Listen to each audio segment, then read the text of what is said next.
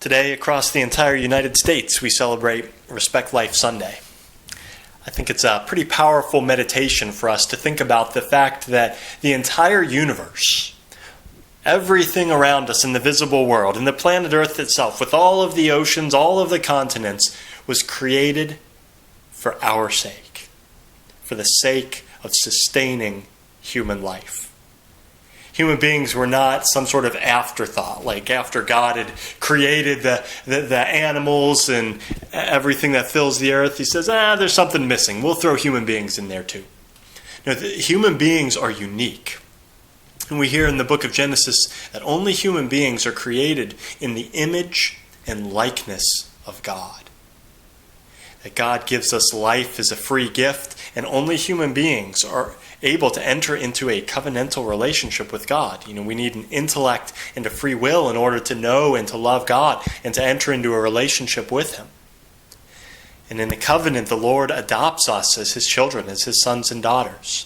And so the world exists in order to sustain and to support human life so that we can be fruitful and multiply and fill the world with God's children. This is what shapes our Christian worldview, the view that we have of the world around us and the sacredness of each and every human life, because each one of us is created in the image of God. But this is certainly not a worldview that we can take for granted, because not everybody holds this worldview. This month marks the 100th anniversary of the founding of Planned Parenthood. It was founded in October of 1916 by a woman by the name of Margaret Sanger. Margaret Sanger is described online as an activist, a social reformer, and a person who fought for women's rights. But what Margaret Sanger believed in is what we call eugenics. She thought that it was better for the human race if certain undesirable groups were eliminated from the gene pool. For example, African Americans, Jews, poor people, immigrants, anyone with a disability. If we eliminate them from the gene pool, then that'll strengthen the human race as a whole. That's what she supported. She advocated what's called the American Baby Code, which would say that no man or woman would have a legal right to conceive a child unless they received a permit from the government. So the government could control who was having children and who wasn't, and they would issue a permit which would be valid for the birth of only one child. A few quotes from Margaret Sanger, and you can find more online if you want to do a little bit of research on her. But when she describes these undesirable groups, the poor and immigrants and African Americans, she says, quote, "They're human weeds, reckless breeders, spawning human beings that never should have been born." Another quote, "The most merciful thing that the large family does to one of its infant members is to kill it." Emphasis on the pronoun it. In a 1957 interview with Mike Wallace, she said, "I think the greatest sin in the world is bringing children into the world." And one more quote, she said, "We should apply a stern and rigid policy of sterilization and segregation to that grade of population whose progeny is tainted, or whose inheritance is such that objectionable traits may be transmitted to offspring." These ideals of Margaret Sanger continue to be enshrined in Planned Parenthood today, which is an organization that's spread through the whole country, and they open their clinics primarily in African American or lower income communities because that's who they want to target with their abortions. So as I said, we can't take the Christian worldview for granted and say, oh yeah, every human life is sacred, everybody believes that. No, that's not the case.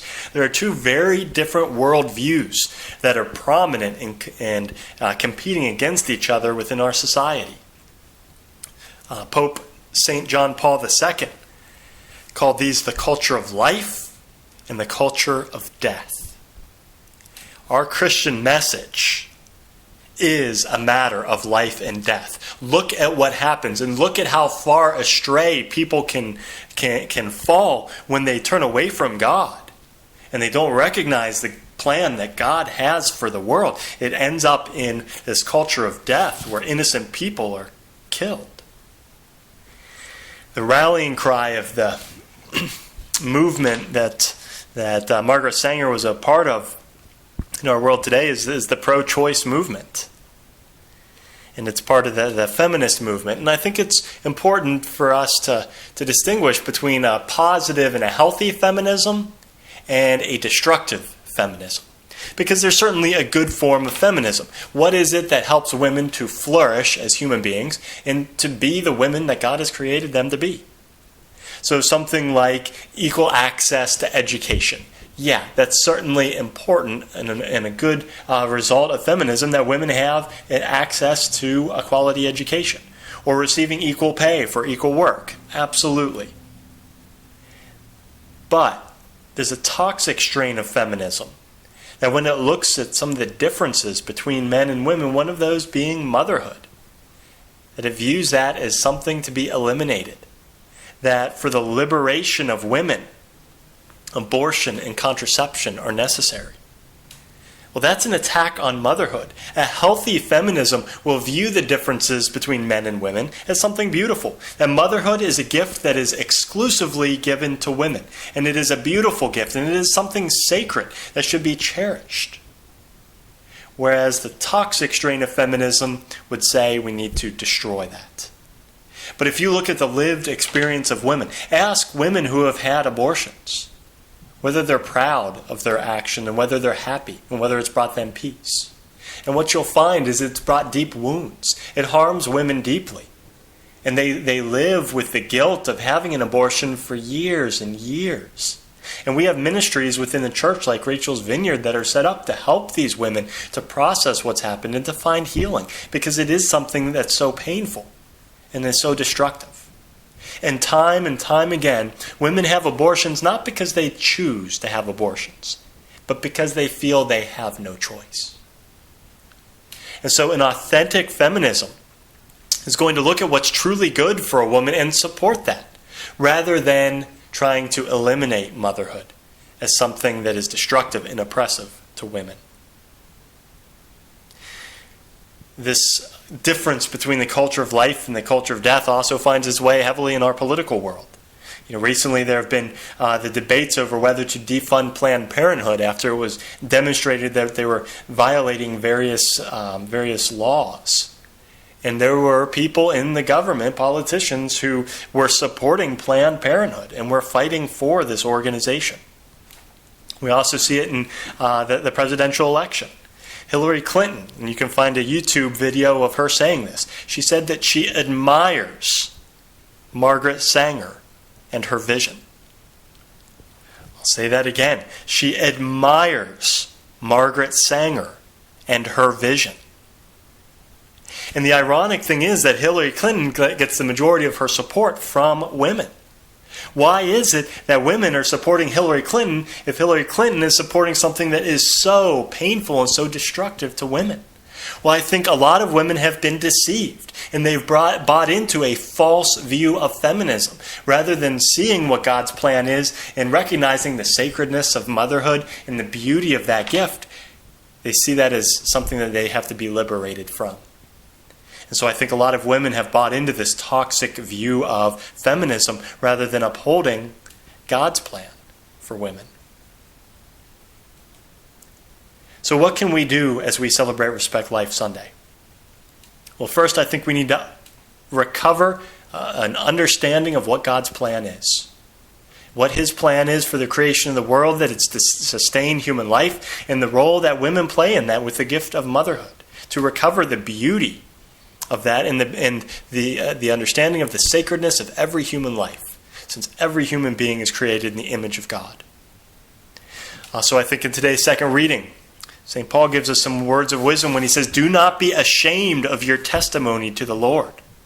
Do not be ashamed to testify to the gospel of life. If we as Christians are not proclaiming the gospel of life, nobody else is going to do it. It falls to us, if we are Christians, to bear the message of Christ to the world. And it's a message where our culture is slipping into the culture of death, and it needs the light of the gospel. It needs the light of truth to set it free. So what can we do on a practical level? Well, first, we have the collection for the right to life. donate money to that or to pregnancy centers so they can buy diapers and formula and ultrasound machines and give parenting classes to unwed mothers so that women have support and that they're not forced into a situation where they feel that they have to have an abortion. Give them another option.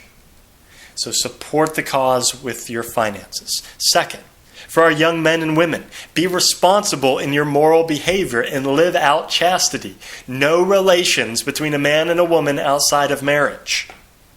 If people leave the relations between a man and a woman to their proper context, the sacrament of holy matrimony, a man and a woman who are in a faithful relationship of love, who are married, and who are open to children, then there would not be the need for abortion and contraception. So, for our young men and women, live out the virtue of chastity and make good decisions with your moral behavior. Third, prayer. Pray for the success of the pro-life movement. Pray for the conversion of souls. Pray for the victims of abortion, the mothers and fathers, the children. Pray for a conversion of heart of those who are in the abortion industry, doctors, nurses, and for those who are politically supporting abortion. Pray for their conversion. Fourth, cast your vote for the common good. Vote in a way that supports the most fundamental human right, which is the right to life.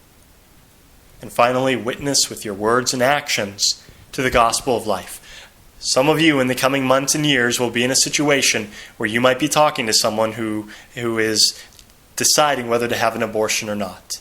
And sometimes all it takes is one person who supports them in the decision to life, or one person who can refer them to a place where they can get help, a pregnancy center. And that could be the difference between life and death for a child. So as St. Paul says, do not be ashamed of your testimony to the Lord. Defend the culture of life with your words and in your actions.